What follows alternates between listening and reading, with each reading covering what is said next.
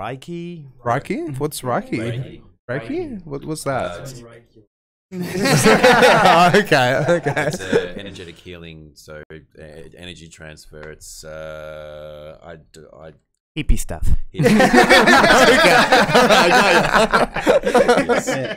But like, energy healing. because when you first started organizing it, did you like you had ideas of which way you wanted to take it and everything like that? But then like, you just have to contact heaps and heaps of people and be like, okay, I want to come out to this Boddington, this and like. Do you want to have? Because you'd have to have like timetables and schedules. Yeah, I mean, and all sorts of stuff, right? we all through our separate communities, we had built up this network of people, and I think that's where we knew that this was the time, because we're like, look, I know we've got our capability. We know so many people that have so many more capabilities that would like the idea of getting involved in something like that. That's something that we found when we started. Like, we've been planted the seed and just started talking about it. People, what can I do?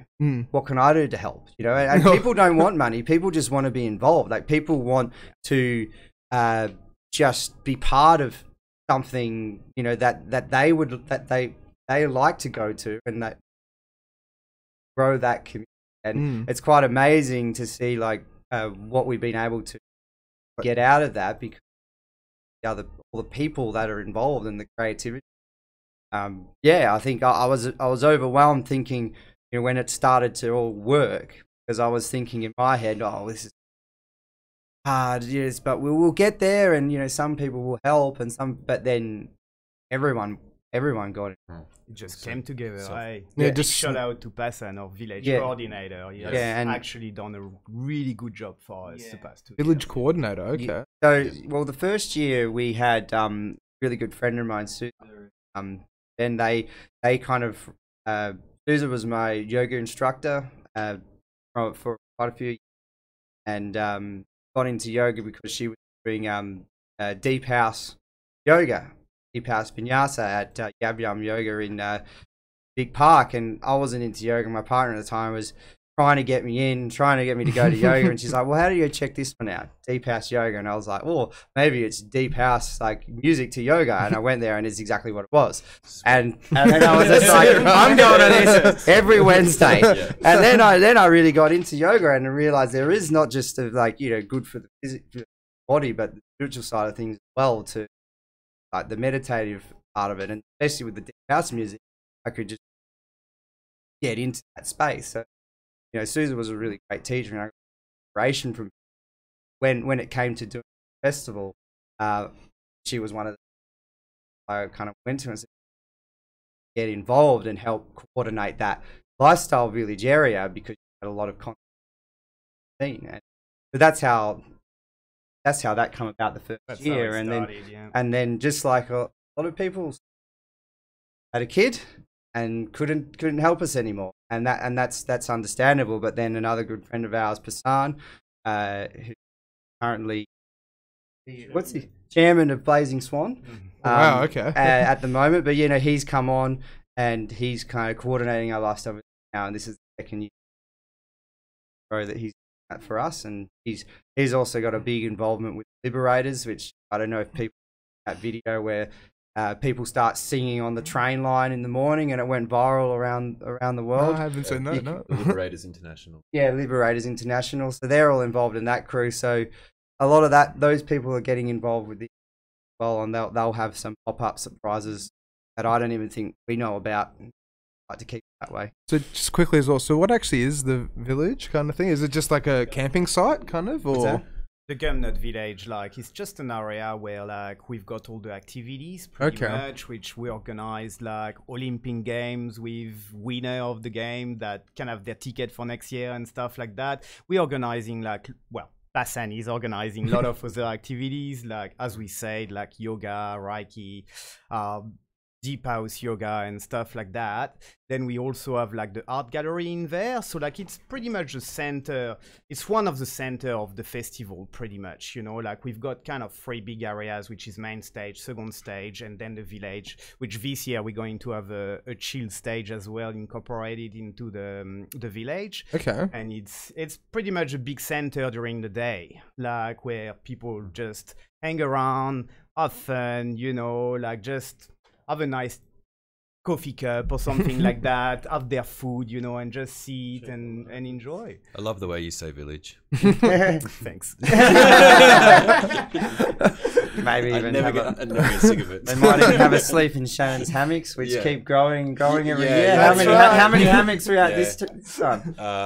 This year we'll be boasting 72 hammocks. 72 hammocks. Yeah, And you can just go and just chill in the hammock. That's a lot of hammocks. That sounds amazing. Since when does it become 72 hammocks, Shannon? That's a lot. Who's hanging them up? Spotlight had a few We will. sales. I've been busy sewing, but yeah, 10% of the festival will be sleeping in Shannon's That's hammock. it. Exactly. I went to a festival once and they had a hammock land set up for people that were inebriated and couldn't find their tents, you know, so they would just all kind of migrate to this hammock land. Was it Rainbow? It was, Yeah, I remember the hammock land. Yeah. I make space in Rainbow. It's awesome. It's amazing. Yeah. Oh, it is. So I'm also just a big fan of hammocks. Just taking off where with Tommy was left off there with the village, like we create a bunch of spaces. So we've actually got a couple of large stretch tents and a geodesic dome. And A geodesic dome? a geodesic dome. It's think igloo. Okay. Made out of steel.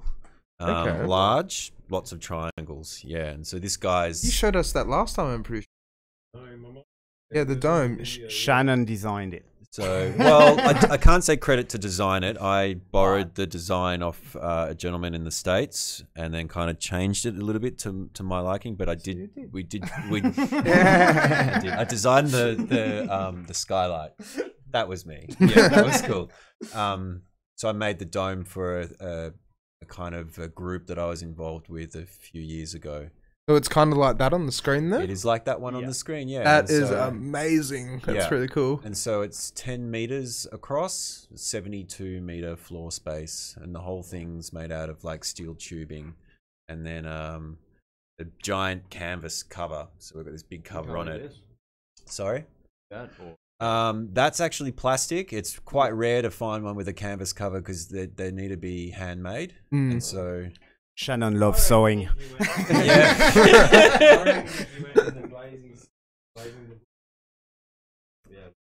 Yeah. So it took me 3.5 months to sew the skin for this thing in a tiny driveway in Dinella. 3.5 months. It's really meticulous. Okay. Yeah. That's dedication. Because it's 70 plus square meters of canvas, and so I used to have to creep down to Bunnings after they closed and like lay it all out in their car park of like, you know, at night time, because it was the only space big enough to kind of lay the pattern out and cut it and stuff, and then I'd go back and sew like a meter at a time, and had like 7 trestle tables lined up, so it was like, yeah, it was close to 10 meters, and I'd like drag it and sew 5 centimeters and then drag, and 3 months of that. Wow. It's commitment. It's commitment, yeah. Like I said right at the beginning, like I like building cubby houses, and so it was always about the next biggest space. And so my drive has always been building these things that I'll start again. The attraction to Blossom Festival is the ability to actually create the things I've always wanted to. But I've never had I've wanted to, but I've never had the need for it. So I want to build a giant geodesic dome, but is that practical, and where am I going to use it, and how can I fill it with people, you know? And these are like real questions, you know? Fill it up with hammock. Exactly. Yeah. You know, and I'm like, I really want to fire, you know, like 15-watt lasers, but like, again, is that practical? And like, where am I going to do it? Not in people's eyes. Not in people's eyes. No. And with a lot of licenses. Yeah. And so that kind of follows on like to what Tim was talking about, you know, like once once you create these spaces, there are all these people that really want to run a workshop, and they're really passionate about doing something, but where are they ever going to have a captive audience of people of like-minded situations? And so it just keeps like following down the trail. Like, we create these spaces, doing these things that and Tim really wants to do the event. We're all really passionate about it.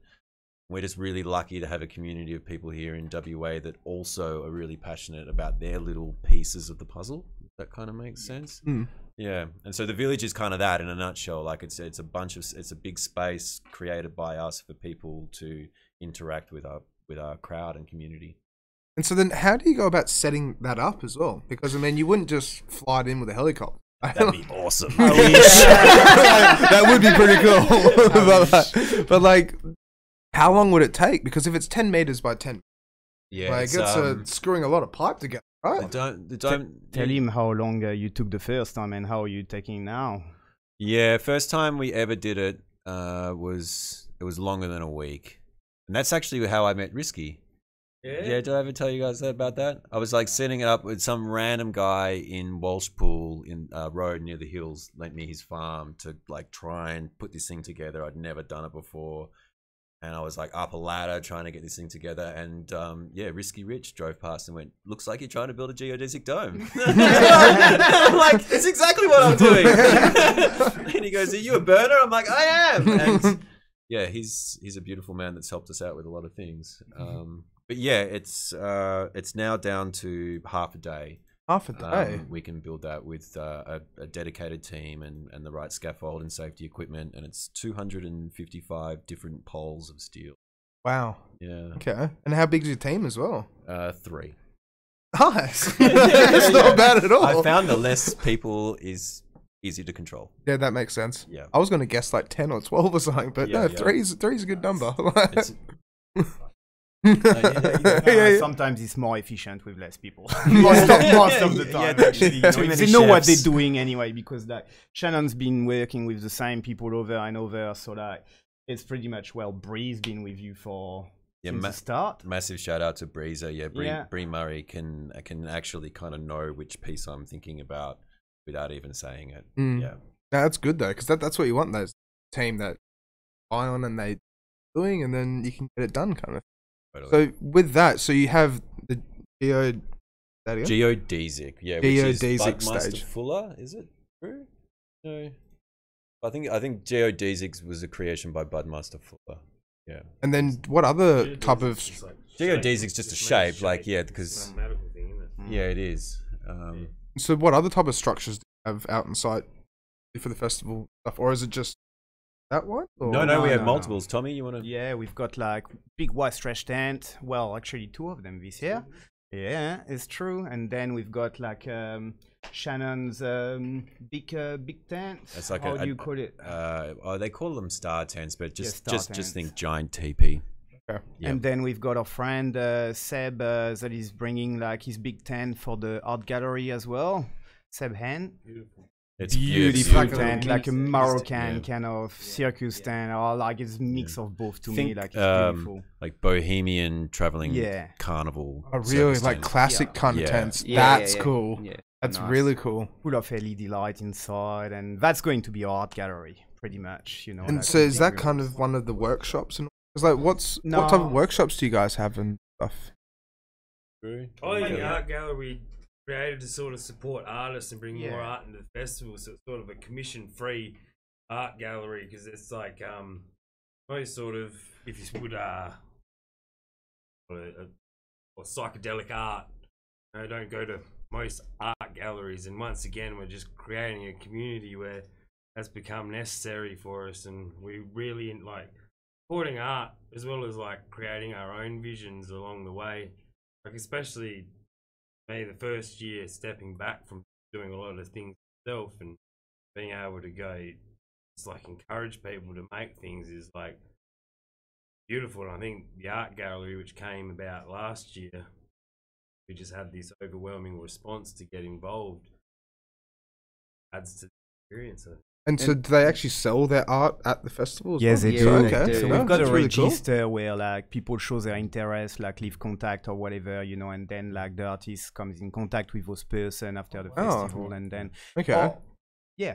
The art gallery was always one thing. Like I really at the and I didn't think it was going to happen for a few years. Yeah. Kind of like a dream of things, and then when we had event last year, had all during COVID, and we're actually us and Wave Rock were the first legal music festivals to run state after the COVID ease restrictions actually happened. So, wow. Got signed on a Friday before. The law changed the night 12 a.m. the day that our event started.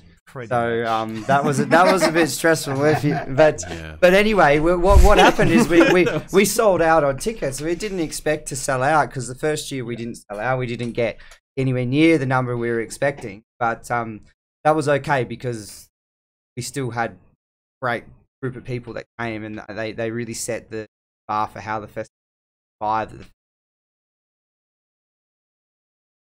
But yeah, we sold out, and all of a sudden we just like, well, we've sold out. We've got some money. Let's get that tent. Let's get this art gallery. And then, you know, this all of a sudden in the space of about a week, we've got an art gallery full of about 8 artists from around the state, and coming in and presenting their art. And it's a really nice place where you can, like, you know, there's obviously workshops, and then there's music, so there's a lot of partying and all this stuff, but it's a nice place you can just go and spend some time by yourself if you like, and just nice art. Well, that's it. Like, that's one that, I mean, I love going to art galleries because you just get lost in it. Yeah. You just stare at it and like just think of like what was going through their head when they were making this, painting this, or drawing this, or whatever the scenario is. But then, like, how is it presented? Because like me and a bunch of mates, the Soon crew, we ran a car park party not long ago, and we actually had like festival fencing. The Fast and Furious. Yeah, that was so much fun. But then with that, so we had festival fencing set up, and they would just hang drawings on. How do they? So what we've got murals that make kind of boxes inside the tent where the artists like bring their hooks and stuff like that, and just like put their paint on the murals. If you want to go to James, who makes our panels, you want to go to the gallery out of palette art, and shout out to Sam Casey that is watching right now, and that is actually our art gallery coordinator. So if you want to go to the website and have a look on the presentation tab, and scroll down to the art gallery section, there's a picture of the gallery from. Yeah, so it's just like upcycled scrap wood, kind of like a rustic mishmash. Yeah, pretty much. Shout out to James. Yeah, James. James, incredible art, actually. Who's an artist in himself, actually. So like the art is hung on art, pretty amazing. Like imitating art. There it is. Oh, look at that. So it's only a small picture. Yeah. So that we kind of had it in the middle of the tent, just walls it. I don't know how he set it up, but it was actually quite nice because it gave this depth to the gallery itself rather than just flat panels. You know, like, as you said, like an art piece in itself with art hanging on it. Kind of thing. Yeah. The thing I really love about it, like, it kind of, I don't know, it's a self-creating theme for me tonight, but the gallery, like everything else, is like an access point for people in our community to showcase their art. And again, like, it's a lot of some of the psychedelic artists that display their art at Blossom haven't had that many opportunities, or mainstream galleries or whatnot. And some of them hadn't actually done galleries before. We had an artist from Greek town, Roba, come along, and she sold quite a bit of art, and then ended up in a gallery in Perth. So that's like the kind of thing that we like to be able to do, and obviously as the event goes, like, we want to be able to give those opportunities to people, and that's part of the reason that we actually have an application process that we're, rather than just getting our friends involved, we're actually going out to the public and saying, get involved in this event, and yeah, it's one of the things I really like about it because it creates that community. But that's it, and that's one of those things as well where it's like, if you give someone who's starting out, or like they're very, you know, it's kind of like with DJ industry as well, where it's like, you know, some kids that like anxious, don't know how to get into the club scene. Lend them a helping hand, and then in 3 years they're touring the world or something like that. Exactly. And it's just like that, like a girl from Bridgetown, and then now she's actually got it in art gallery, and she's actually like progressing kind of thing. Yeah, for sure. Because it's just from small things, big things grow, right? And art's a funny one, and I mean, if you're into music and all that, it's even though you love it, there's a lot of insecurity around your own art, and giving people the encouragement or giving them a platform for people to look at it and enjoy it, I think is really special. Because That's it. I even know for me when I was DJing, like I was just worried that it'd be weird, and people wouldn't like it. So you try to kind of conform to what people you think they want to hear, and then you just end up watering yourself down, and you're not actually a reflection of yourself as an artist. But yeah, I think that's the thing. We've created this space where we were saying it's like art that may not be suitable in the cafe in Bridgetown. That's it. But certainly it's got a wonderful place in our event. And it's got a vibe and everything. Yeah. So then with that as well, so it's a 3-day event, right? And so it starts on Friday and yeah, gates opening on Friday 12 o'clock. What? Lunchtime. And then so people are encouraged to bring their stuff like that in a way. Like, do you guys provide toilets and showers or anything like that at all? Or? Oh, we provide toilets, Yeah. not showers yet. Not Maybe yet. one day. Yeah. But that's fair though, because if you're going to a bush party like in Boddington, That's right. it's in any expected.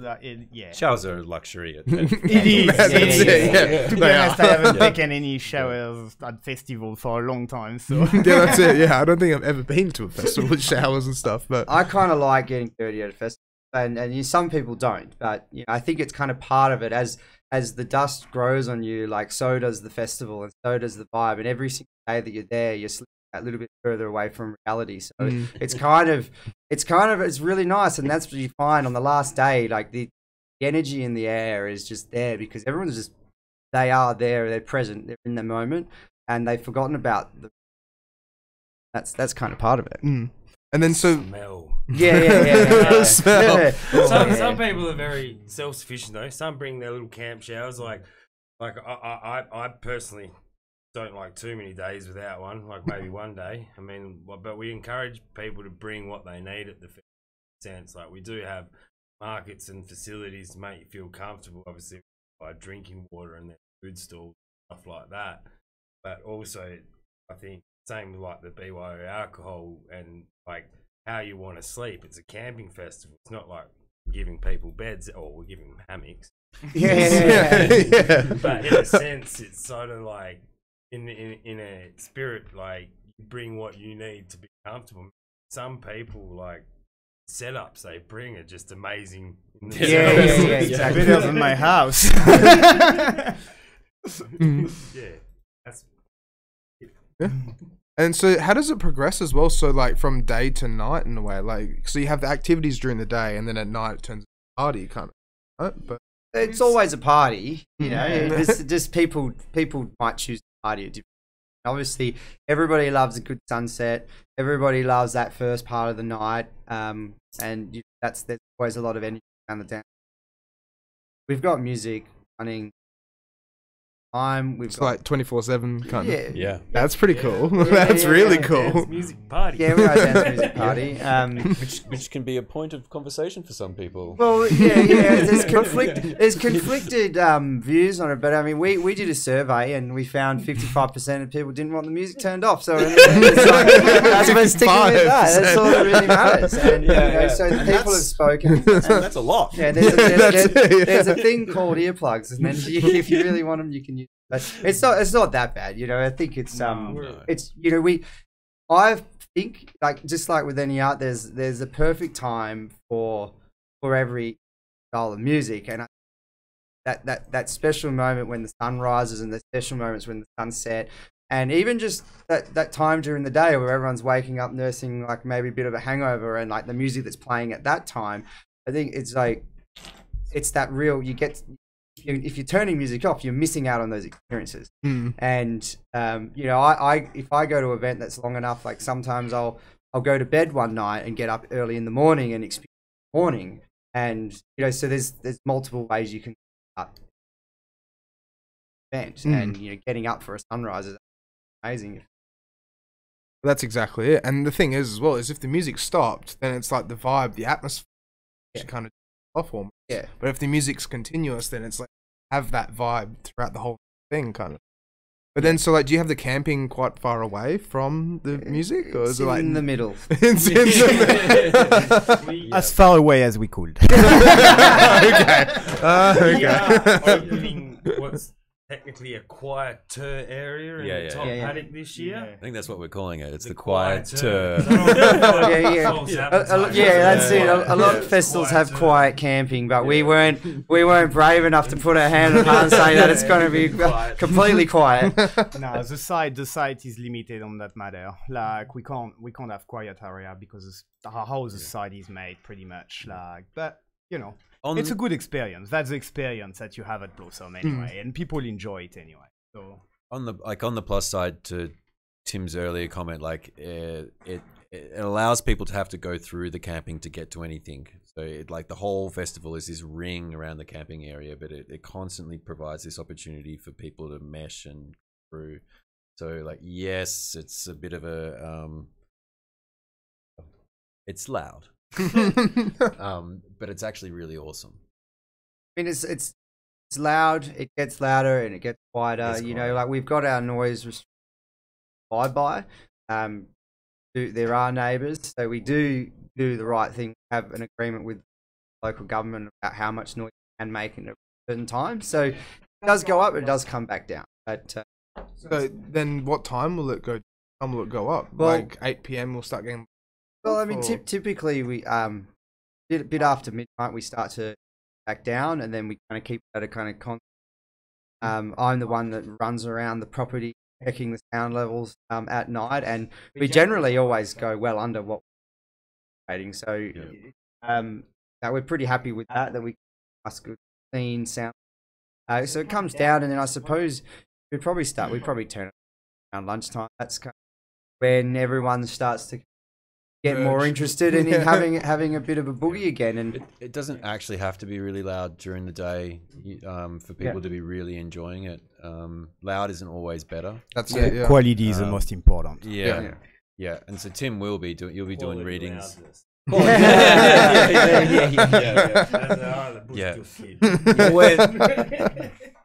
We're very blessed to have some pretty amazing sound systems at Blossom. So like they don't have to be that loud. I was going to ask as well. So, what type of sound systems do you have? Are they like function ones or something like that? Yes. Yes. Very nice. One of many. Yep. So how many watts? Oh. I actually don't know. Yeah. A lot. Enough. All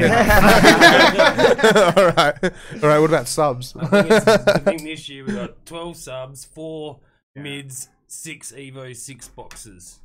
And they all run off like squared amps, like it's a pretty looking rack, you know, like. And the subs are actually a lab sub, which their design is based off the conch shell or the Fibonacci sequence, because we're ultra hippie at Blossom. You know, shout outs to Ilya, our sound guy, who's supported us not just through Blossom but many of our other ventures. Well, great sound guy, and the other sound guy, our man sitting right here. So his sound system is a very beautiful one as well. Yeah, which is I built all the subs myself off another pattern that I found online in the same driveway as the dome.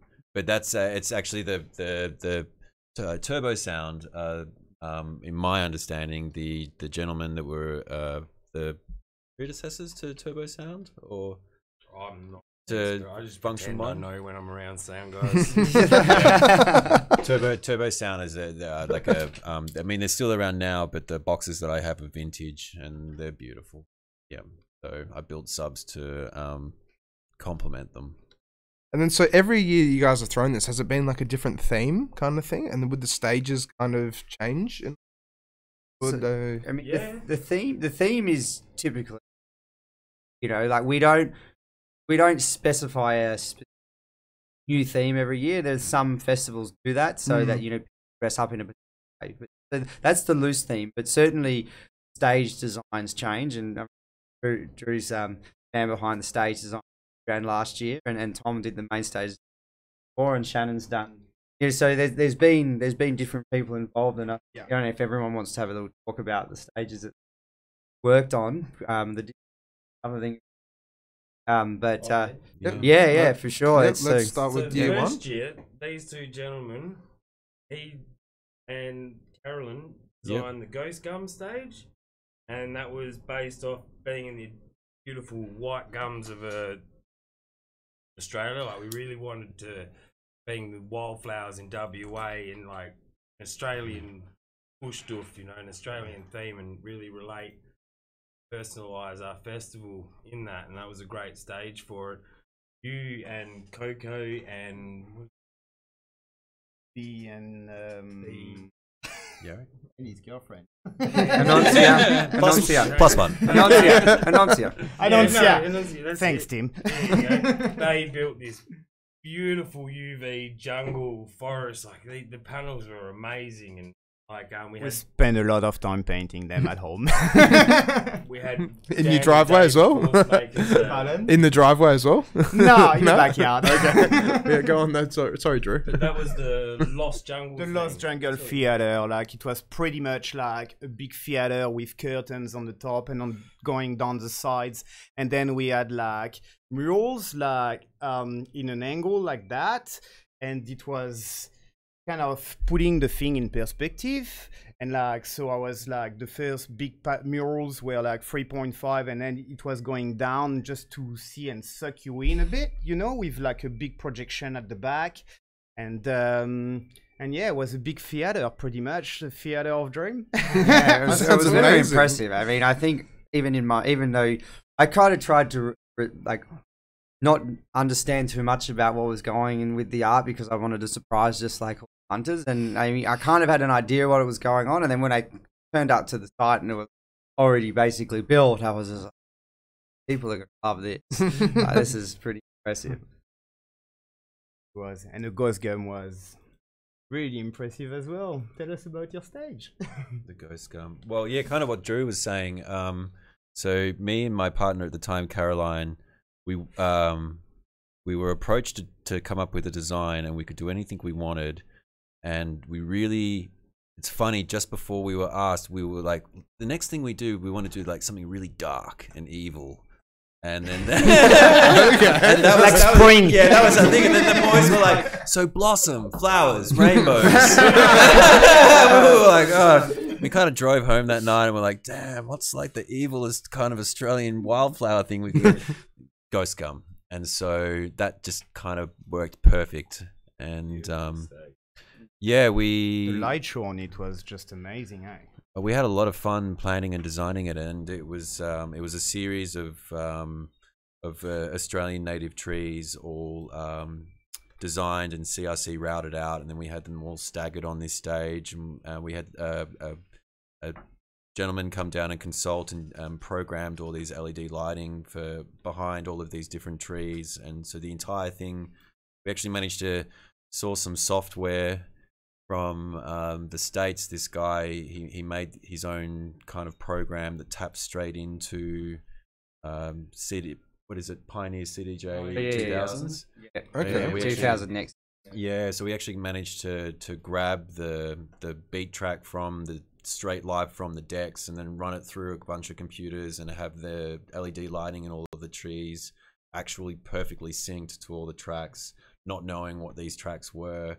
And then synced all that up with the visuals and Resolume and the lasers. So this like full immersive show was going on, linked to the, so it's another level than sound automation, because we kind of knew what was coming 5 seconds before it come. Yeah, I geek off on this stuff. It sounds so cool. Like a lot. And so that's why it's so good. Yeah. And so yeah, it was the first time I'd ever really controlled such a large production at a festival, and it proved to be really addictive. Yeah, I'm not surprised, honestly. Yeah. So then with that as well, so like you do the lights for then, right? No, there's a team of us. So I'm super passionate about lasers, but we're lucky enough in Blossom to have quite a few people on board that are kind of specialists in their own little fields. Okay, so, that's really good as well. Because last time I had you on, Drew, you were telling me it's like you couldn't have planes couldn't fly over or something. Well, Shannon does a CASA report, Commercial Aviation Safety Authority. Yeah. They put a blip on the radar that planes fly around so they don't get lasered. A NOHAD, yeah. So we touched on it earlier on. In Western Australia, to use entertainment lasers, you need to have a laser safety. You need to obtain your LSO, which is a laser safety operator. It's kind of a license, but they don't give you a card. Unfortunately, it's just like a piece of paper. And in order to acquire that, you need to go and do a course at the hospital. And so I found myself sitting amongst surgeons and all these guys, radiological machines. Like trying to get their accreditation to do eye surgery and whatnot. And so it was like a bit strange being the only doofer Doctors doofer in the classroom. And so once you acquire your license, because lasers are super dangerous, and there's a lot going on there. Your laser units then need to be registered really similar to a vehicle. So each laser projector needs to have a bunch of certain safety specs, which pretty much anything you buy on the internet won't have. They all have to have like designated kill switches and a bunch of different stuff added to them. Really? So again, it's kind of like a vehicle. If you just bought a cheap modded one, there's no way to be legal to drive on the road.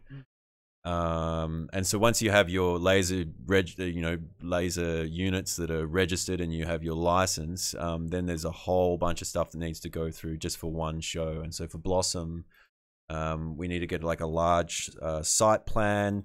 It involves a lot of trigonometry and knowing the elevation to sea level of where you are and where the lasers are going to terminate. And then you need to provide, had to get an aviation registration number. So like a pilot's number, so that you can access and fill out all this CASA paperwork, which is the Civil Aviation Safety Authority. And so you make this plan and you need to highlight where all the airports are within the radius of your laser power. And so our laser power is anywhere up to about 120 kilometers, which we never go. Of course, but still, that is a lot. It's a lot. And in few years.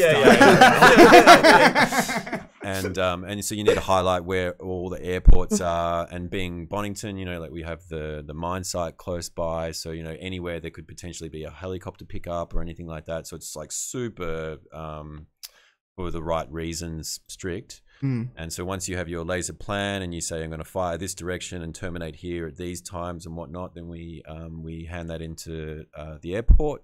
And that's where the blip thing that Drew was talking about. So they'll put called a NOHAD in, which is like a information to pilots in the area that the laser show is going off.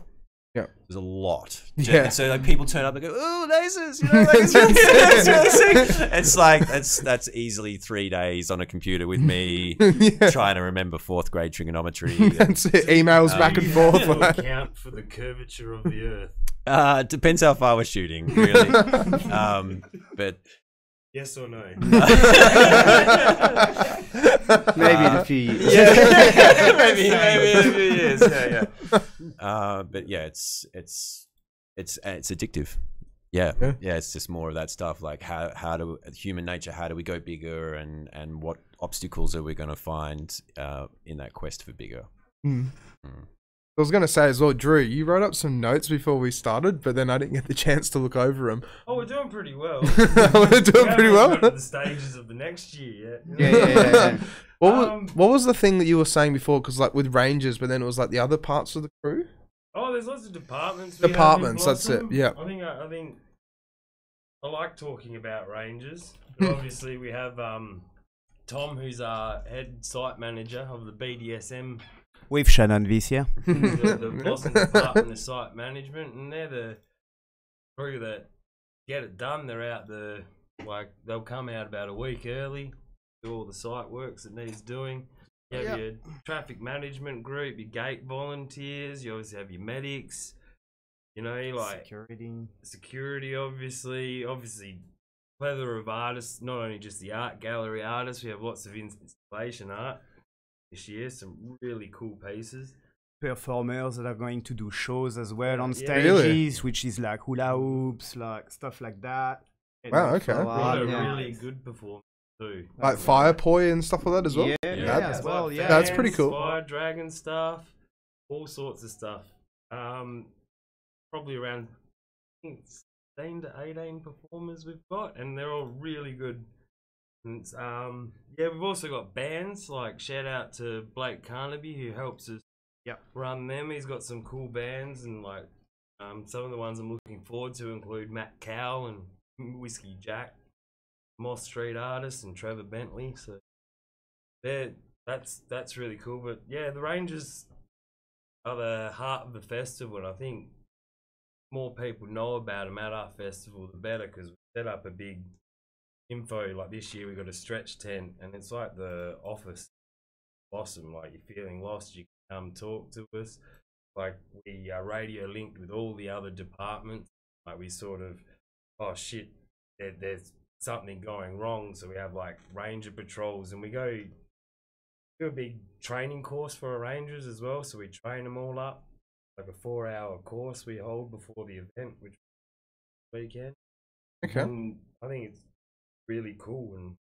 Yeah. No, it is really cool. Well, I suppose it develops a bit of trust, and it isn't your standard process as we were touching on. Something that we're passionate about. It's when it comes to creating trust in your community, trust in the organisers. That kind of spills onto like harm minimisation, a bunch of all those type of things come along. With any public event, you don't know, someone may have a experience where they become overwhelmed, or they may have an experience where they feel uncomfortable, and if you're in a big kind of crazy city or festival, there's nowhere to go necessarily. You go to a medic and they're like, well, you just have some more to settle down. It's okay to be that way sometimes, and especially when there's a lot of like visual stimulation, a lot of people having the best time of your life. You might not be having the best life at that particular moment, but we want to be able to be there for the prize, and that's kind of part of the whole thing that we're going for. Everyone's here, everyone's who they are, everyone's a person, part of to have a good time, and that's kind of part of the trust that the Rangers can give to hunters. Teamwork makes the dream work. Yeah. Well, that's exactly it. And that's the thing as well, is like you want people to have a good time so they can come back next year. Yeah. Because it's a similar thing with nightclubs and pubs and bars. It's like if someone goes to a nightclub and they have a bad time, statistics like 25% chance they'll come back. Yeah. Because they'll walk past me like, no, I'm not going in there. Had a bad time. But that's the thing with like being out in the middle of Boddington, like for 3 days, you're going to make sure that everyone's on the same level kind of thing, right?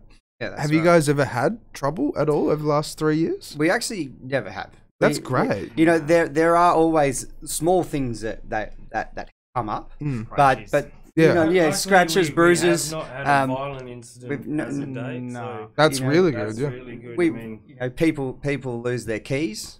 We've been pretty lucky. I mean, but as I said, like our community is pretty strong, pretty self-supportive, and everyone's very sensible. And I think by creating that vibe where there's trust, people aren't there to kind of go against the grain, or go, like when you're like, people like to misbehave, but if there's no misbehaving, because trusted, after it's behaves, and that's it. It's we create an environment where you can enjoy yourself the way that you like to. Part of our values is respecting the way that they are, and respecting fun the way that they want to have fun, and the creativity. So part of expressing yourself is expressing yourself in a creative way. Like you accept it. So that's the beauty of it, though, because that's like what I was saying before. It's like you go to a nightclub, dance too hard, or you do this or do that. You know, sometimes you get looks or people just like, you know, don't vibe with you. Such a crowded, you know, space, weird space kind of thing. But if you've got the ability just to go out and get loose, whatever you want, everyone's okay with it. Then like it's, you know, it's great. It's a self-expression kind of thing. Yeah. Yeah. So then with that, so can we pull up the website again if that's... Yeah, of course. And also you guys sent some videos through? Yeah, so we've got, each year we've made, had aftermoon created, so... Thanks to Johan. Yeah. Darun. Yeah. Us. The first year. Yeah, you can see how it's grown, because we didn't talk about the second year stage, which was so amazing, very impressive. That was a very different approach to the first year, but also so this is the second year. So if you can play the first. So you might go to the first year because you actually see. You'll be able to see the development. Throwers on the Ghost Car the development of the festival, I suppose.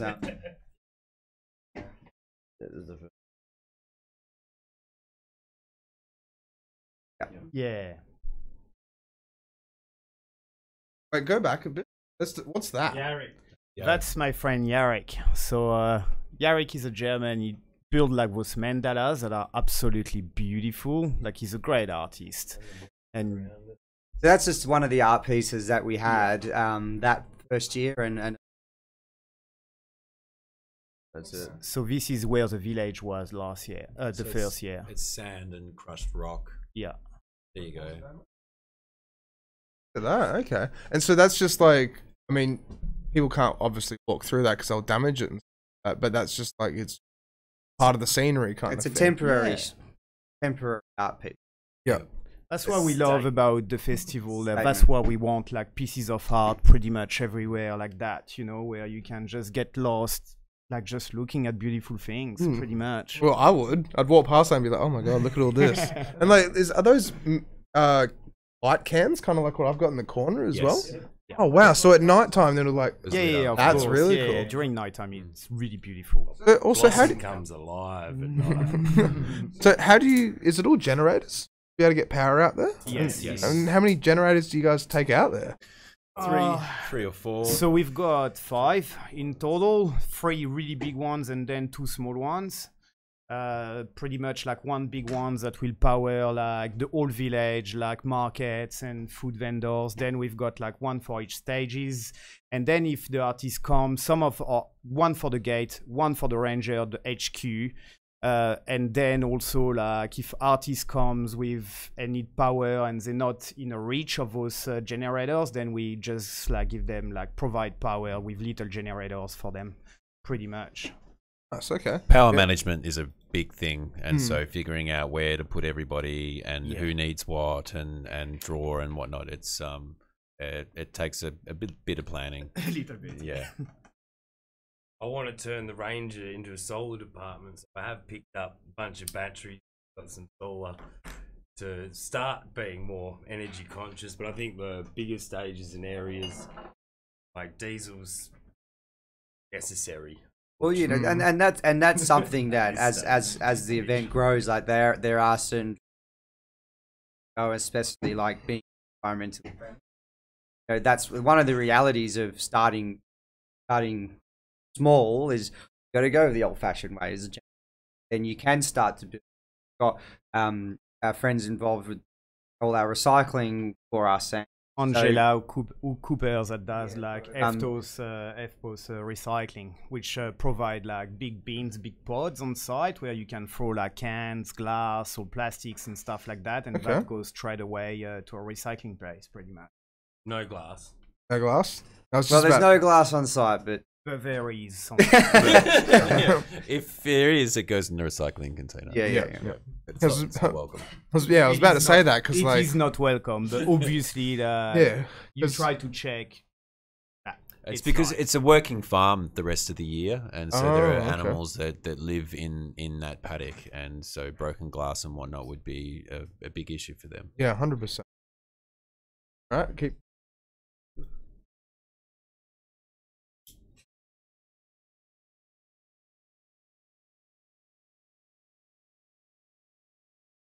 Oh, and that's one thing I wanted to ask as well. So Drew, last time he came on, he told me you guys do like a welcome to the site, welcome to country kind of thing. Yeah. Do you guys still do that? So we got to welcome to the country. That's very important for us to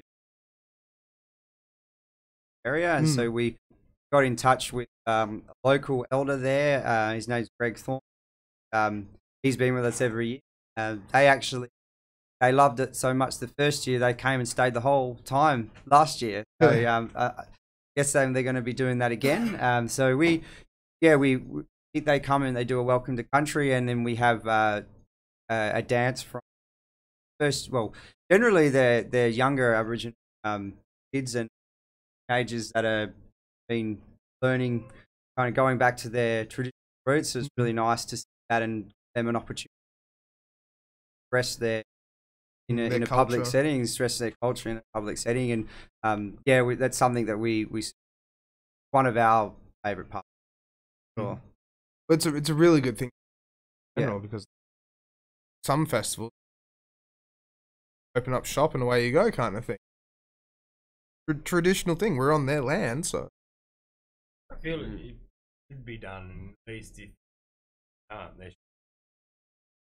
That's it. Just respect when you're doing your event. Can you keep playing it, Damo?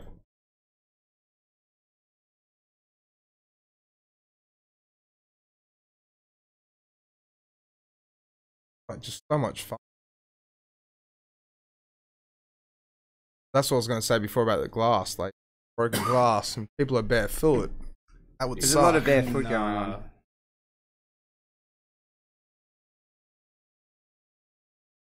And we Leave No Trace Festival as well. People have been really respectful. Go back to that. What was that? That's awesome. That metal? MDF and timber. And that's wood. It's wood frame, and then the bits at the end are sort of MDF that he's painted black, and then the lycra of his fabric, nice and stretchy. One of the other fabulous creation from Obi. He hand cut Obi those Glenn circles out. Yeah. He also has built a main stage shade sail last couple of years. So the shade sail that it's about to cut to creation of that gentleman. Thank you. So that's your geodome there, right? That's the dome, yeah.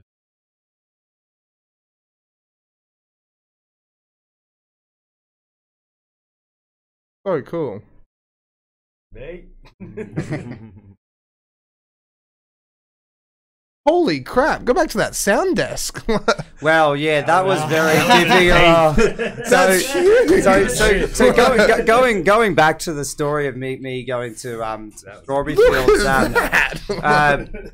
Went to Strawberry Fields. I went to see Extra Volt play. That was my inspiration. The drive to get me to Strawberry Fields. That was what basically started this journey for me. Awesome. And as we kind of talked about things just falling into place, turns out Extra Volt were in town on the week we were awesome, and I said, guys, we have to do it. Like, we have to get some form of reason to get these guys to perform. I said, and then so that's what we did, and then here we have this sound desk that was in their rider, and was very well. I mean, I almost gave up finding it because I kept sending them back alternative. They have these riders that said it's got to be this, but it could be this or this or this.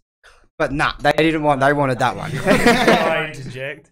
On their rider, it was very German. And it was like, when we play, I just read it in the accent. Yeah. When we play, you turn the sound system down by 4 decibels, because when we set up, we sound 2 decibels louder on that setting than any other act. And then when I presented the rider to our sound guy Ilya, I've never seen him more nervous about his sound system in his life. But he was really grateful for the challenge as well. He was, and I, to this day, have never heard a set sound the way that sound did. And I was on duty as a head ranger, so I was donating my sober time. So I know it was an incredible soundscape. It was. So how did they... Because that's not DJ decks.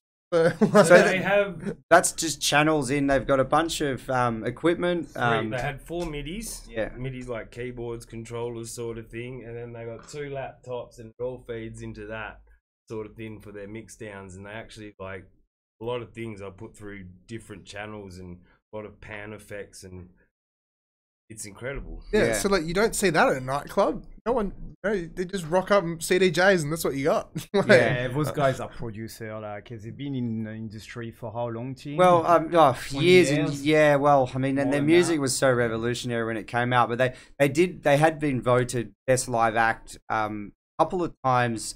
Probably, I'm not necessarily. I don't know if it was Mixmag. I'm pretty Yeah, sure. and maybe a 2010 or 12. I don't remember the years, but they're very well respected in techno. And it's hard to find any serious techno festival that doesn't have them on. that's amazing. Yeah. I mean, like go out bush and see something like that. Like I'd be standing there just watching them what they're doing. That's so About cool. 10 people on that. Yeah, I'm not surprised. Yeah, to the point where we had to tell some people, it's like, you guys, you're standing in the way of the projection. Your head is on the back of the projector. This is wrecking our show. Get off stage. And let me guess, they were like, "No, come on, dude. No, I want to watch a little bit I wanna longer." see it. Yeah. Of course. That's so cool. Like, that's, oh wow, okay. Even little kids out there spinning fire points. So cool. Supervised in the Yeah, protected of fire course. area. Yeah. So do you have a designated area for that kind of stuff then? We do, yeah. Because you'd have to have fire breaks dug up and all. We have people.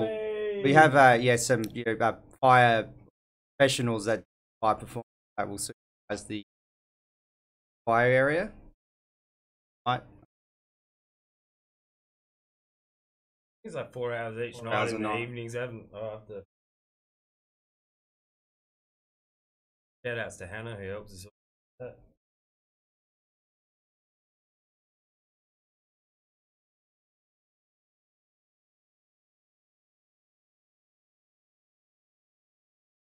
Yeah.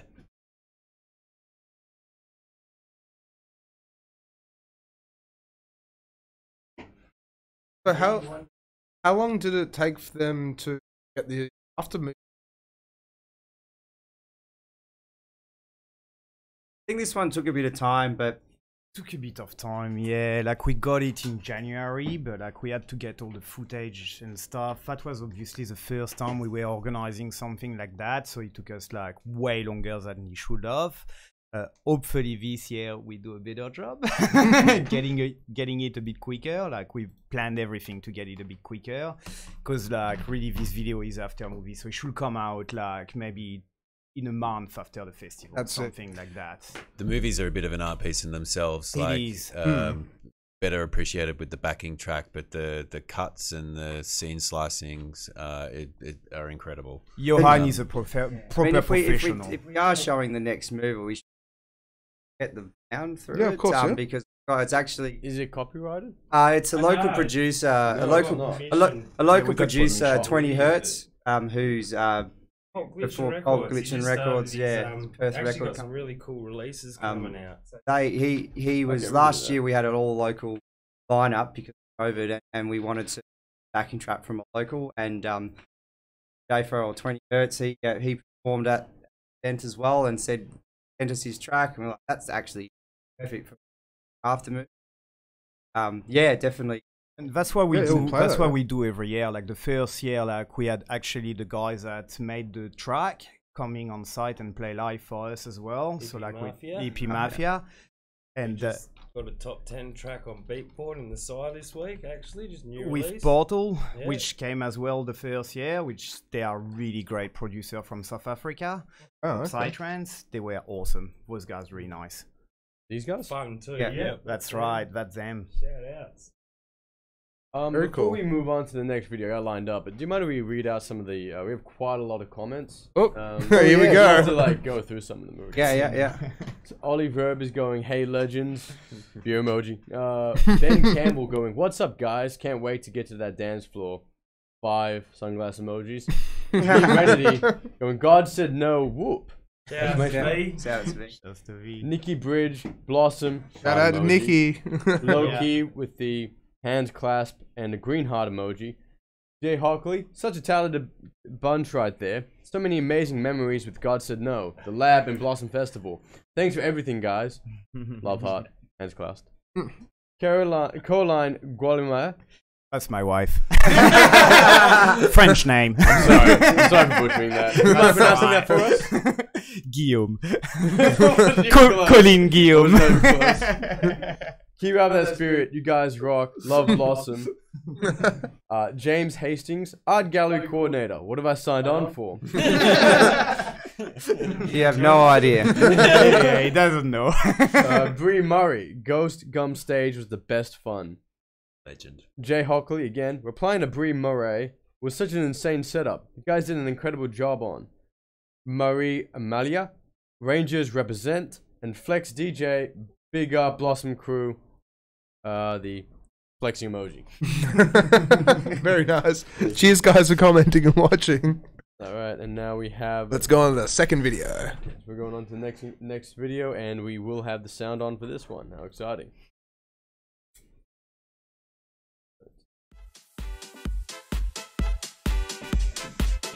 Cranker's the best. So people listening at home, it's gonna be That's my for mum. the mic, but who cares?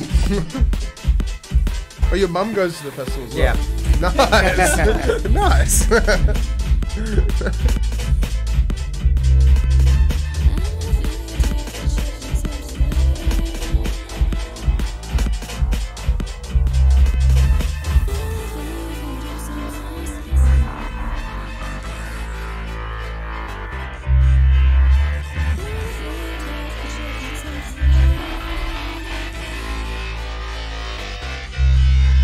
That's so cool, yeah. So is that made at MDF as well? Yeah, that's an Obi Glen creation once again.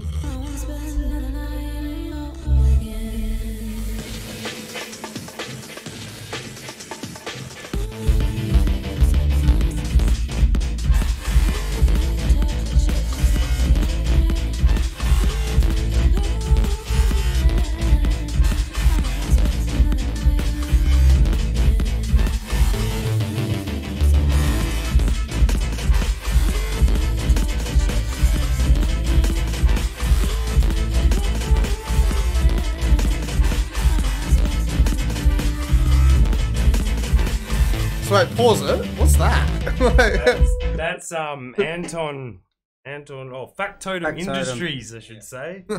Also helps us as one of our head rangers, but that's pixelated, and he made it with Arduino and obviously plastic bottles, but he does all the programming himself. He loves to geek out like Shannon does.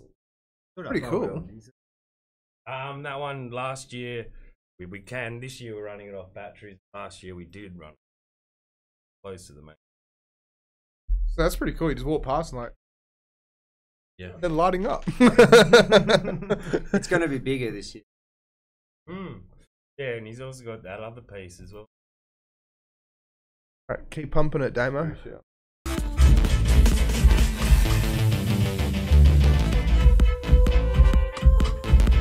Great editing there. Yeah. Just That was great. Wish I brushed my hair.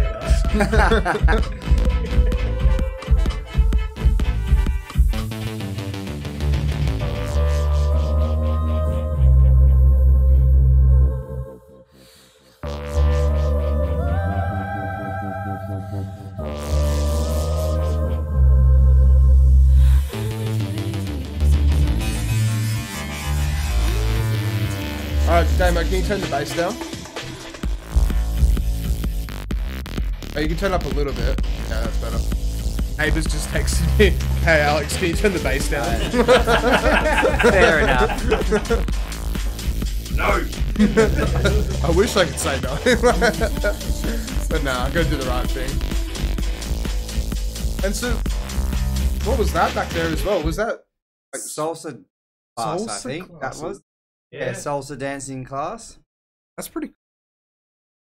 And so like earrings, so that's like part of the jewelry that Yeah, part of the that's part markets. of the markets. Yeah. You guys have markets as well. Yeah, we do. Like this year, we're going to have about 15. I'm still waiting for the total number, but we are on 15 markets on site. What's so on like, market? well, a lot of handmade stuff. Like it's a lot of handmade, like jewelry and macrame and stuff like that. Like we'll have a bit of everything, as much as clothes and also massages and stuff like that. It's a bit all over the place, like you know, to provide like you know the best experience for people, obviously, you know, and just That's like, pretty cool. go around and yeah, It's a massage done.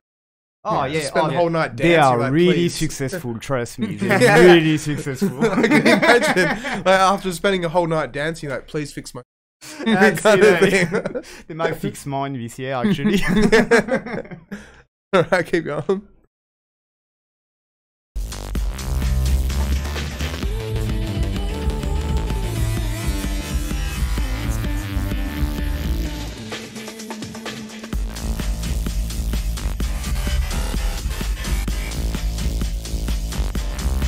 Shout out to Robbie.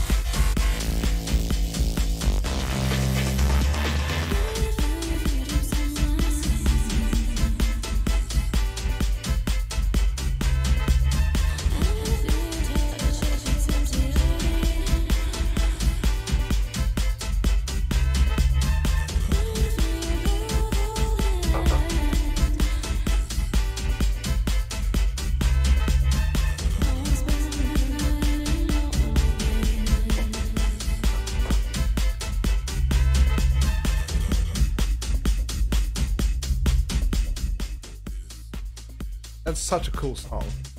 That's a really cool track. Get out Pulp Witch and Records. Yeah.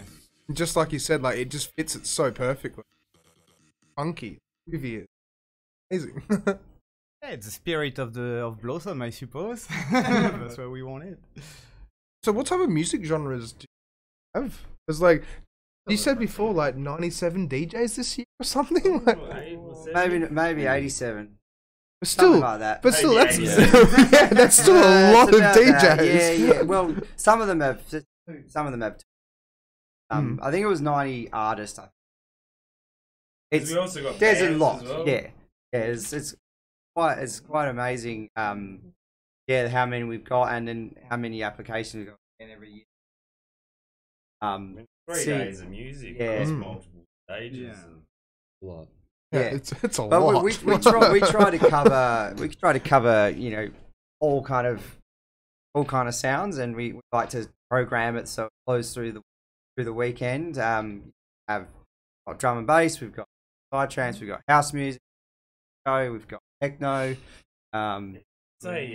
definitely house, techno, and psy are bread and butter. Like your 4 to the 4 dance music, but it's like definitely a glitch and drum and bass and the breaks is coming through, and we like try and have a spot sort of every style. Like we don't want to be limited It's by just genre. It's just the right atmosphere at the right time, pretty much. You know, like during daytime, you know, like drum and bass, breaks, and those kind of beats. You know, happy music. You know, like, and at nighttime get a bit more serious, I suppose. You know, like just to get you in the vibe. You know, and in this atmosphere.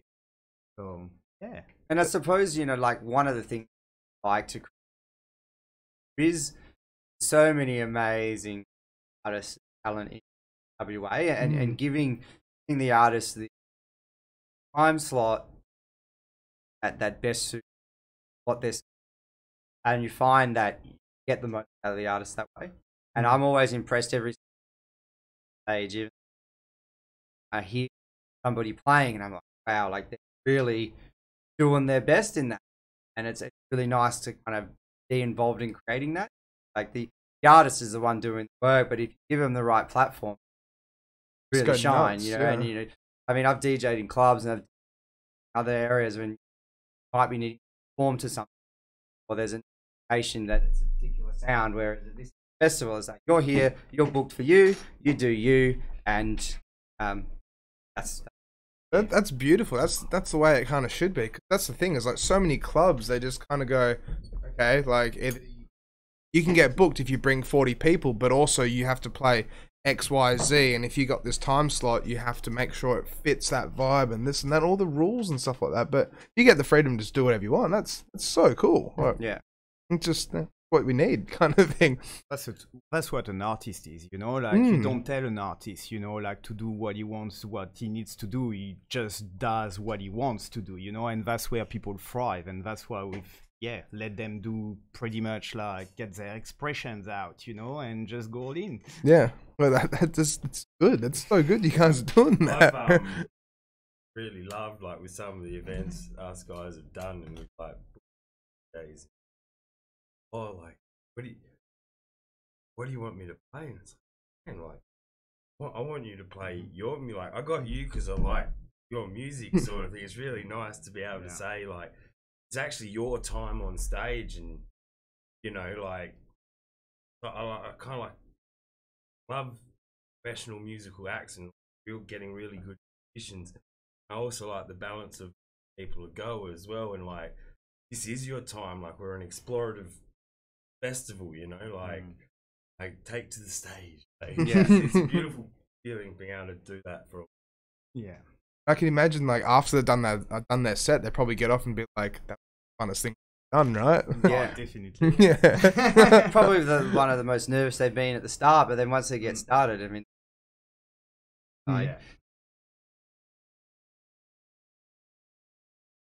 have those nerves and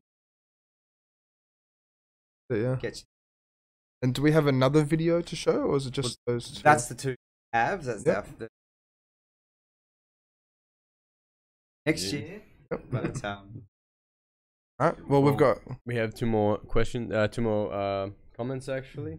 One is from Marty Braybrook. Love you, guy. Tim's mum and dad. Very nice. Love you, mum. Love you, dad. Tim, can you get your dad to comment separately so we can have so we can push the algorithm even more? Doesn't count. It's just one comment for both. Yeah. And Tim Preston goes 20-ounce live.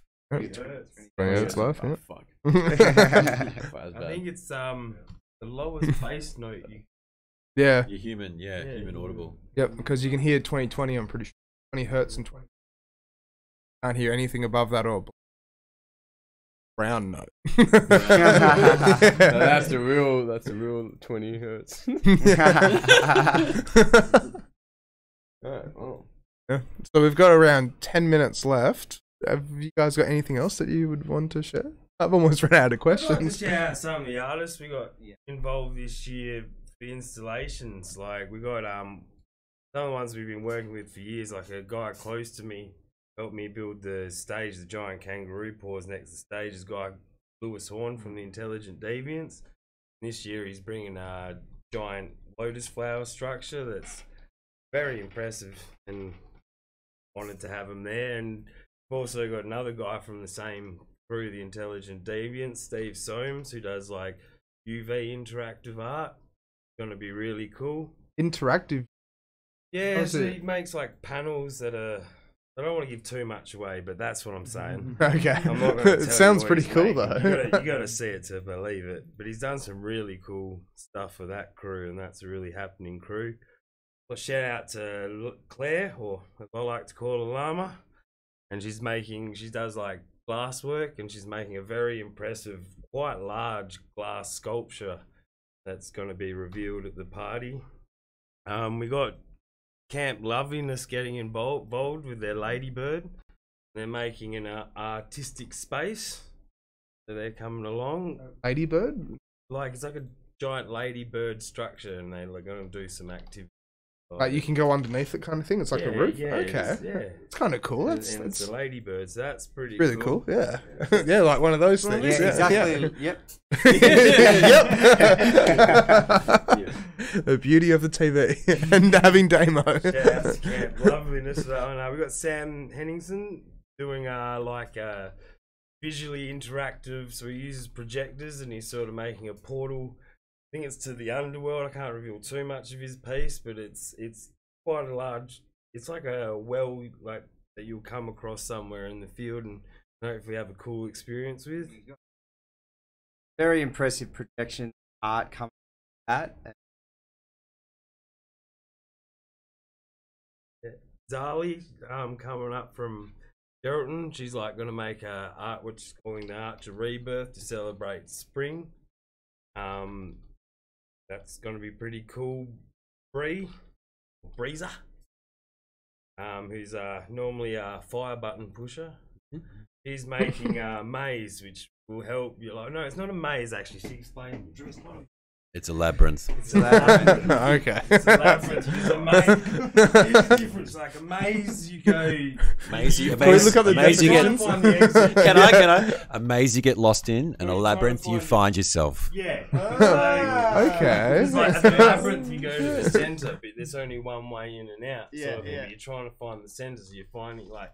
Whereas the maze, it's sort of like you're trying to find the exit, aren't you? Your way through. Yeah. So that's the maze. If you can pull up a labyrinth, just on that, yeah.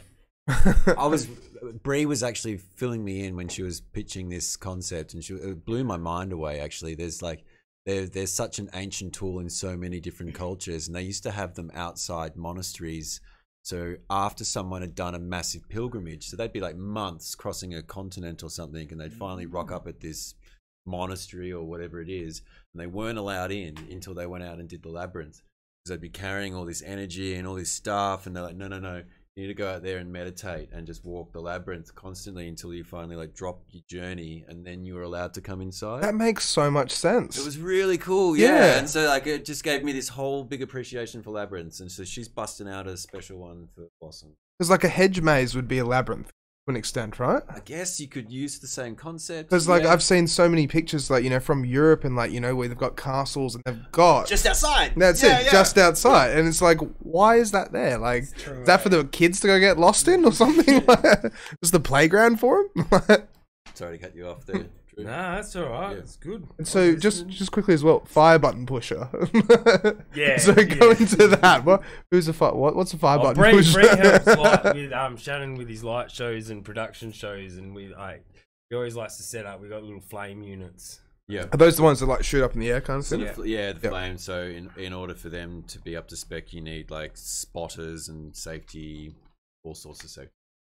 Yeah. So Bree helps out. Okay. Yeah, that's pretty cool then. Bree. I don't know if I mentioned Obi, but he's back once again, like the Renegade Master. Obi one too many. No, but in the list of like installation artists, I guess, like he's bringing out a couple of things actually. But he's always a surprise package. You never know till you see it. Yeah, you like to see it. He's a great artist. And shout outs to Birdie, of course, who's helping us with the main stage, doing a lot of painting. Shout out to Robbie. Yeah. Amazing artist. And Sam Casey's helped organising our art gallery. I can't remember every art gallery person by name, but There's a lot. There's a lot. lot. There's a few. Yeah.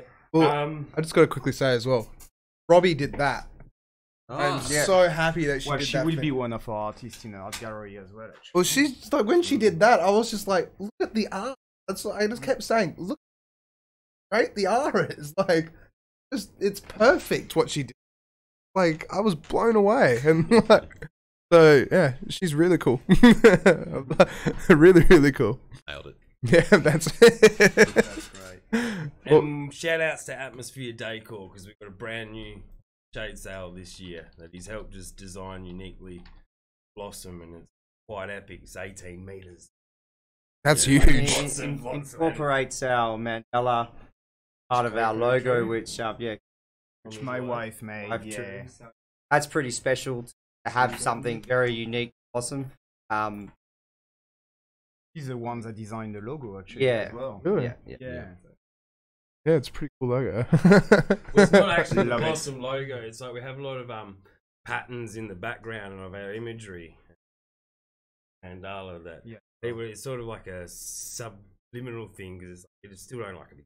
We're not Coca-Cola, but it's like I resonate, and I think the team does as well with the pattern, and it sort of, if you look through all our flyers, look at all our flyers. Oh wow, okay. That's the Mandela there. Yeah. It's trademarked. trademark. Nice. Yeah. So he's incorporated that, but he's just gone to the next level, and the actual level of detail on this thing. Like, I've been quite impressed, and it's been cool to collaborate with artists who's overseas as well and bring them to our festival, which we seem to have a connection. Yeah, definitely we do. Just tapping on, we never got to the later stages early on. I think we got stuck in 2019. But I want to mention Ryan Anderson, who's from Treetops, and so he did second stage last year and coming back again to do another stage this year. So Ryan's been a massive help to the festival for a few years now. Excited to see what he's bringing this year. He was in the video before. Give us away anything, Drew, on the main stage this year, or is that a secret? Well, last year, I was talking about last year stage, I was like, I really wanted to go with Australiana, and Lewis Horn built these 2 giant kangaroo paws, and I made this pentagon structure that got that sort of like tunneled back into the natural tree line of where we have it on the property, and it was like a tin shed roof, and I was like truly sort of like making a sort of an Australian like. So, but this year with the new shade sail and the color scheme, I've gone like very foresty again, and I'm trying to incorporate sort of like a temple, if you will, and the lotus flowers. So I've got lots of collaborating artists, obviously Birdie, Lewis Horn, Shannon, main production guy, is lighting in that. So very excited to just get out there and build. So I got to say as well, like just before we wrap things up, like how do you guys feel about this? Like you're running an amazing festival, like it's so cool. Like did you 5 years ago? Did you guys think like we'll do something like this at all, or not really. I think it was like there was a dream, but I never really that it would be something that I'd ever pull off, or even be brave enough to try. But meet the right people and kind of realize that. I think, I mean, it's kind of one of those things that it does seem quite natural. It's a lot of work. It really, it's like, but yeah, it's worth it. It's worth it. I mean, I wouldn't know what to do with my time. Instead, it's like. Because I can imagine, like, once, when it hits Sunday and you're wrapping things up, you're just standing there like... Yeah. Oh, yeah, definitely. You get a lot of proudness from what you're doing. Usually on Sunday, you're thinking about next year. Yeah. And you're like, I'm going to do that different next year. It doesn't really stop on Sunday. No. Not really. No. Yeah. Not for me, anyway. Not for anyone, I think. And so, also, how many meetings do you guys have prior to the event actually happening, kind of thing? Oh, wow. Is it like every fortnight or something like that? About every we're fortnight. attached to the hip. Yeah. A lot of each other. But we've tried to incorporate technology this year, especially with lockdown Zoom meetings. But there's something about meeting face to face. Yeah. I think even if you're old school and you like to draw something on a piece of paper, it's easier to do that, and we're sitting around the table and like each other's company. But I mean, we do catch up a lot. This year we've kind of split off and done things rather than getting the whole group and teams as well to kind of save a bit of time. But got a lot more systems. Yeah. It made it easier. Now it's improving them and finding it like. And if you want your workload to get easier, I think it's finding a way to not only inspire people, but when you do, not to make it detrimental or too hard for them to do or help you as well. So like just trying to just grow in a just improve natural way. Yeah. And at the end of the day, it always get done. But it's better. There's better ways to do it. The better system in place to get your running around at all the actually. We're still learning. We're still learning. I mean, do everything right. We're still very happy with the way that they've run every year. Almost, or pretty much, just free, which is great. So make that experience ourselves and enjoy it, and that help us get more involved with, try and, I don't know, bring more elements to. Don't even know what the next idea might bring. See what Shannon thinks on Sunday. And so just before we wrap it up, so you guys have sold out as well, right? Yeah. Yes, we And have, so yeah. like, how many tickets? So we sold 700 tickets. And That's a lot, though. yeah, I mean it's a lot, but if you compare it to a lot of the festivals that are out there, 5,000 people, or even Yeah. some of them 2,000 people, it's a lot of people. And you know, we want to create an environment, and yeah, not be too big. not too big, and that's a good number. And we do have a lot of artists, their guests, performers, workshops. So even in that space, we're looking at about 400 contributing, and that, when you look at those numbers for 700, you've got nearly a third or a bit more actual people like directly invested into. So that actually helps with vibe and the energy. A third of the people, they're part of it, and they're proud of what they've done and what that we find is a really good balance that helps keep the vibe. And you know, we sold more, but we like it how it is, and that's, I think, what we're comfortable. We've been able to create a great experience for that. Well, that's exactly it. And you're building the community and everything like that. Like, if you go too big, then, you know, bigger risk almost. Kind of thing. Yeah, that's true. It's organic growth, like time to get like all our system going like perfect. Well, at the stage, just like organic growth. We're not looking at getting too big to. That's not how it should be. Exactly. We want people to have the best experience. We want to be able to give them the best experience. The only way we can do it is just control what's going on, you know, like, and learn our jobs perfectly as professional as we can, you know, like, and just attention to details. You know? That's what's makes difference for us and for them. So when is Blossom Festival again? 7th of Yep. about a month. Well, no, a bit less. Yeah, a bit less. Yeah, a bit less. Green's birthday long weekend. Same weekend as the grand final. Yes.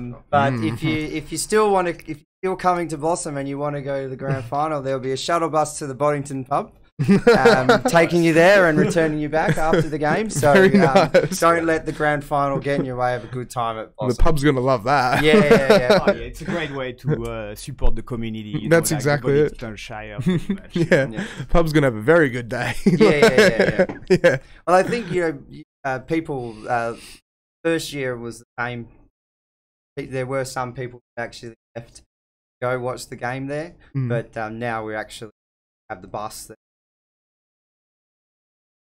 That's it. Yeah. You know, And it's good because it's a duty of care as well, making sure that they can get back and they can go there fine. Yeah. And it with sounds like the workers from the pub want to get home. Yeah, that's it. But yeah.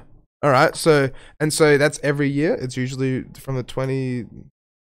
Well, it's the Queen's birthday long week. Generally, the last week. Yep. That's the weekend we go for, because you get the Monday. Everybody Monday to recover, to pack down, and then kind of that way. I mean, hopefully Monday, when the event gets going on Monday, and pay off on Tuesday. But let's see how we go with that. That's it. Yeah. Stay out there. Bad Monday. It would be great. Yeah. But yeah, so thank you so much, guys, for coming on. No worries. Because Thanks for we've been going for 2 hours and 5 minutes. So Oh wow. yeah. That's decent. Yeah. Well, that's the thing. I felt like we needed the extra time anyway because so much to cover and so much to go through, and we've had more comments again as well. Shout out to V Renity, love the flame. Fire emoji. Yeah.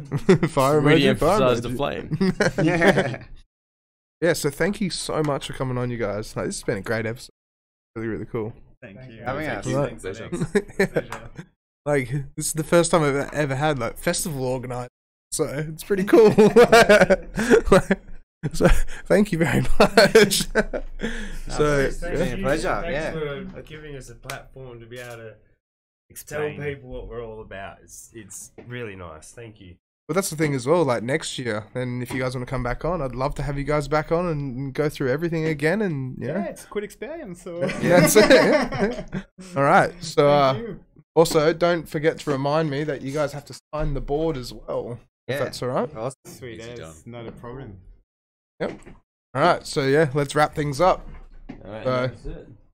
Yeah, good night. Yeah, and Damo makes us wave as well, so we're Well, you gonna. wave so everyone knows you were. If it is in. That's it. All I right. got your God said no sticker for the board because I signed it last. Fuck yeah, I'm keen on that. Did you sign that one though? Did you sign? I'm on there. on there. Oh yeah, down there. Yeah, Goat, yeah, yeah. yeah. Yeah, the little picture of the goat. Alright, All right, we'll see you guys next week. See ya.